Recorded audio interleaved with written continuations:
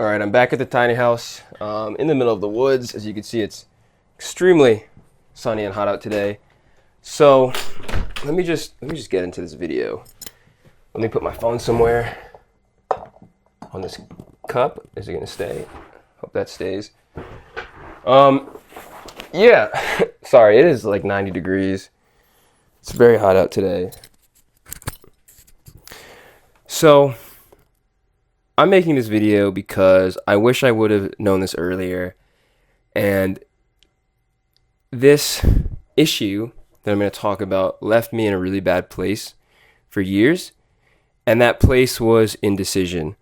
Indecision is the worst decision you can possibly make. So if you are somewhere in this cyber wasteland called the internet, hopefully this video helps you. I don't know. I'm not a person that makes videos, but maybe this video reaches the right person and helps them out the way I kind of wish it would have helped me out. So there's a saying in life, and it goes, some people are so poor all they have is money. And I really like that saying.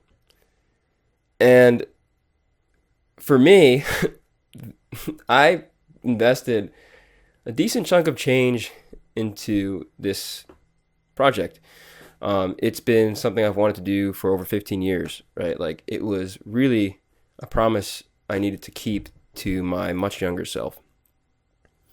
But that said, I could have taken that same amount of money and put it in, maybe more safe investments or whatever it may be, and just went and continued on the pursuit of more money.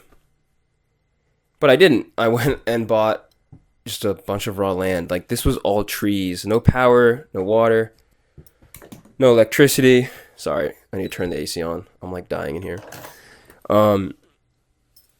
Like, there were a lot of trials and tribulations being out here.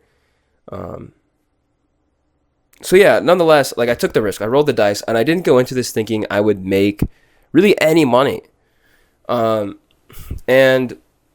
the reason I'm talking about all of this is because as someone who hasn't had much money and then who eventually did start making money when he had a company, I've seen both sides. And I think as people, especially growing up in a society that can feel very scarce at times because of how we prioritize money and how everything is kind of gate-kept behind money, we never know, like, when to hop off the hamster wheel, right? When to say, hey, I want to do something for the pursuit of pleasure.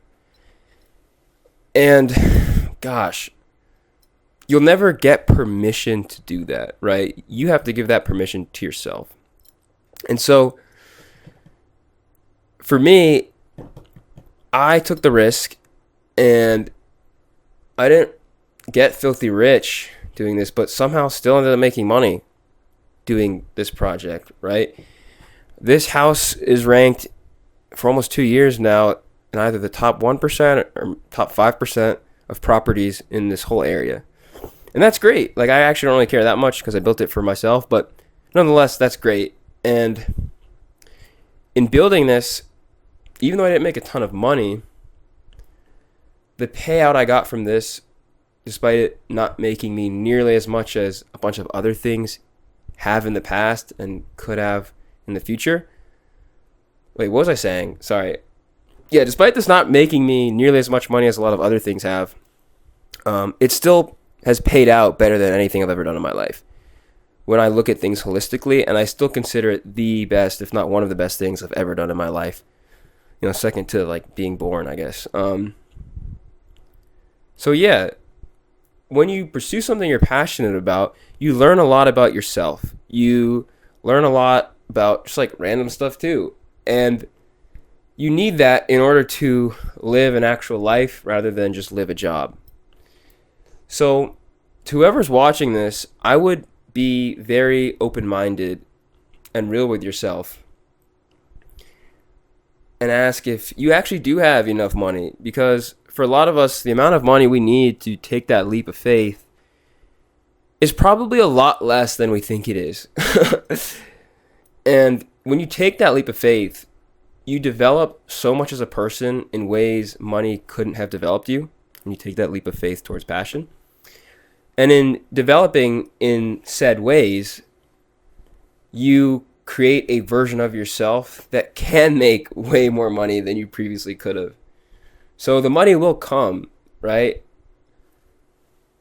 So, yeah, I hope this made sense to whoever's watching this. I know I kind of ramble. I'm not like a YouTuber or whatever. I'm just a guy that lives in a shed in the woods. But I guess the main point here is some people are so poor all they have is money. Don't wait till you're 50 years old or 60 years old or have kids and can't be as selfish or whatever it is.